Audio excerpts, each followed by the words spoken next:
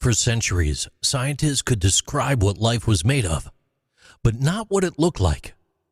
Molecules, the real workers of biology, they were imagined in sketches and models. We could theorize their shapes, estimate their behaviors, but we could not actually see them. They were so small, too fragile, too fast. And yet one method now allows us to observe them in their natural state, alive in function, frozen in time.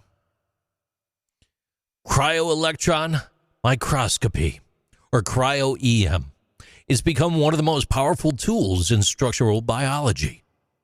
The process starts not with a lens, but with a plunge, literally.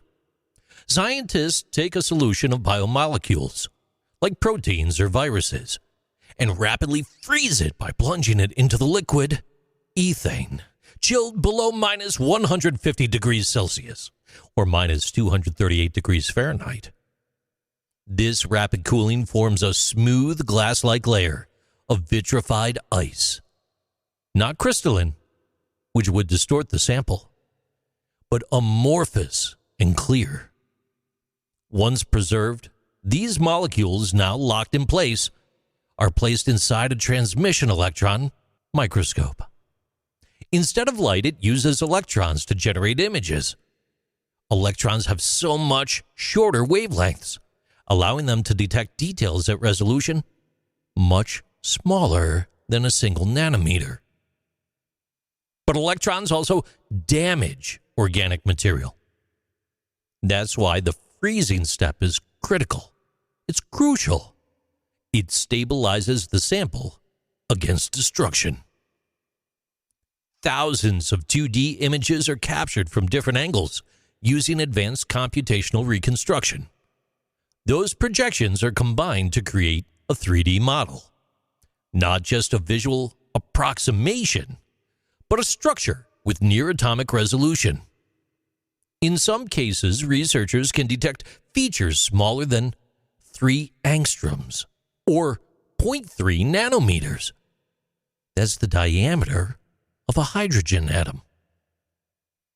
What sets cryo-EM apart isn't just its clarity. It's the conditions. Unlike X-ray crystallography, cryo-EM does not require altering the molecule. No staining, no crystallization, no chemical fixatives. You're looking at the molecule as it naturally exists in a hydrated, near-biological state. This means that unstable proteins, large complexes, and even molecular machinery in motion can be captured mid-function. It's how researchers mapped the spike protein of SARS-CoV-2, revealing its receptor binding domain. It's how they visualized amyloid beta plaques in Alzheimer's disease. It's helped in antibiotic-resistant studies, cancer therapy design, and even vaccine development. The implications reach every corner of medicine and molecular science.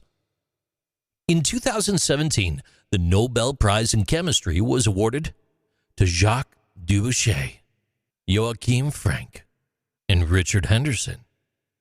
Not for inventing cryo-EM in a vacuum, but for refining it into a tool that changed how we literally see life itself. Because for the first time in human history, we're not just studying the molecular aspect of life. We're not just looking at the molecules. We're literally watching them work. These are Interesting Things with JC.